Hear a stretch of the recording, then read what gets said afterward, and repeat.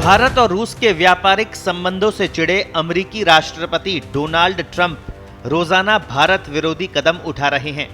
50% tariff और trade deal पर बातचीत से ट्रंप के इनकार के बावजूद भारत अपने रुख पर अडिग है। पीएम मोदी ने साफ कर दिया है कि राष्ट्रीय हितों को लेकर भारत किसी भी दबाव में नहीं आएगा और वे रूस के साथ तेल खरीद जारी रखेगा।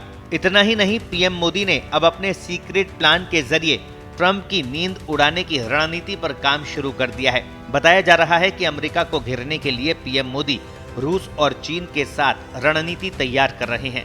बाकायदा उन्होंने इस प्लान पर काम भी शुरू कर दिया है। यही वजह है कि वे 7 साल बाद चीन के दौरे पर जा रहे हैं।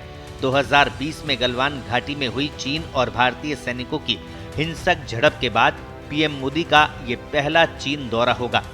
पीएम मोदी इस महीने के अंत में जापान और चीन की यात्रा पर जाएंगे। वो 31 अगस्त से 1 सितंबर के बीच चीन के तियानजिन शहर में आयोजित होने वाली एससीओ समिट में हिस्सा लेंगे। रूस भी एससीओ का सदस्य है। वो समिट में अपने प्रतिनिधिमंडल को भेज रहा है, लेकिन राष्ट्रपति पुतिन की उपस्थिति अब तक तय नहीं है। एससीओ में 9 सदस्य देश है।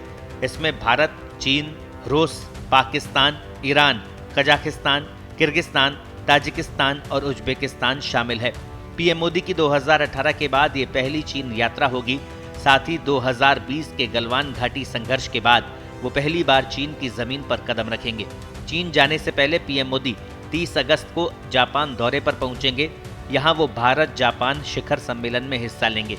भारत जापान शिखर सम्मेलन के दौरान पीएम मोदी की जापान के प्रधानमंत्री फूमियो किशिदा से रणनीतिक, आर्थिक, तकनीकी सहयोग पर विस्तृत बातचीत होगी। इस दौरान दोनों देशों के बीच कई अहम समझौते पर सहमति बनने की संभावना है। इस बातचीत में भी टैरिफ जंग पर चर्चा हो सकती है। पीएम मोदी की इन यात्राओं को भारत के प्रति अमेरिकी टैरिफ के खिलाफ वैश्विक समर्थन जुटाने के तौर पर देखा जा रहा है। भारत की तरह चीन भी टैरिफ के मुद्दे पर अमेरिका के साथ तनातनी झेल रहा है। ट्रंप ब्रिक्स देशों पर डॉलर को कमजोर करने की साजिश रचने का आरोप लगाने के साथ ही रूस से तेल आयात के मामले में हमलावर है।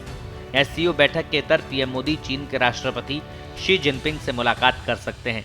बताया जा रहा है कि चीन, भारत और रूस अब अमेरिका की एक तरफा नीतियों का मिलकर जवाब देने की ओर बढ़ सकते हैं। 1990 के दशक में शुरू हुआ RIC यानी रूस, भारत और चीन समूह पिछले कुछ वर्षों से निष्क्रिय था, लेकिन अब तीनों देशों में से कोई भी अमेरिका के साथ सहज नहीं है। ऐसे में RIC को फिर से सक्रिय करने की चर्चा जोरों पर है। अगर ऐसा हुआ तो एक नया भू राजनीतिक ध्रुव उभर सकता है। ब्यूरो रिपोर्ट, पत्रिका। देश दुनिया की ताजा खबरें और वीडियोस के लिए अभी डाउनलोड करें पत्रिका ऐप।